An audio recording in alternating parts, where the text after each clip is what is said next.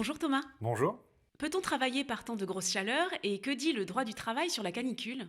Voilà une question qui se pose chaque année désormais avec le réchauffement climatique. Pour commencer Thomas, y a-t-il une température maximum autorisée pour travailler? Non, aucune température maximale n'est imposée aux entreprises. Mais je vous rassure, le Code du travail prévoit néanmoins des dispositions pour assurer la sécurité et le confort des salariés quand il fait très chaud.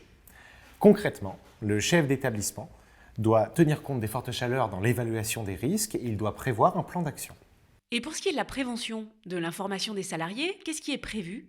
En cas d'alerte météo, l'employeur a pour obligation d'afficher dans l'entreprise un document qui doit être établi avec le médecin du travail et qui rappelle les risques liés à la chaleur, les moyens de prévention et les premiers gestes à accomplir si un salarié est victime d'un coup de chaleur.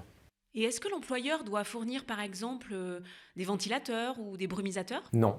En revanche, il doit mettre à disposition des travailleurs de l'eau potable fraîche. Comment l'entreprise doit-elle réguler la température à l'intérieur des locaux? En aérant.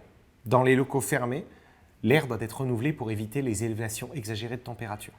Et dans les locaux à pollution non spécifique, c'est-à-dire qu'ils ne font pas l'objet d'une réglementation particulière, il faut aérer soit par ventilation mécanique, soit par ventilation naturelle permanente. Et pour ceux qui travaillent en extérieur? Les postes de travail en extérieur doivent offrir aux travailleurs des abris, des zones d'ombre ou des aires climatisées, de façon à ce qu'ils soient protégés autant que possible contre les conditions atmosphériques. Et c'est pareil pour les chantiers du BTP? Sur les chantiers du BTP, l'employeur a des obligations supplémentaires. Il doit fournir à chaque travailleur au moins 3 litres d'eau potable fraîche par jour. Il doit mettre à la disposition des salariés un local qui garantit leur sécurité et leur santé en cas de conditions climatiques susceptibles d'y porter atteinte. Ou alors aménager le chantier lui-même de manière à garantir ces mêmes conditions. Et est-il possible d'arrêter de travailler en raison de la chaleur? Alors oui, l'employeur peut décider, après consultation des représentants du personnel, d'arrêter le travail pour intempéries. C'est-à-dire lorsque les conditions atmosphériques rendent l'accomplissement du travail impossible ou dangereux. Dangereux, c'est-à-dire?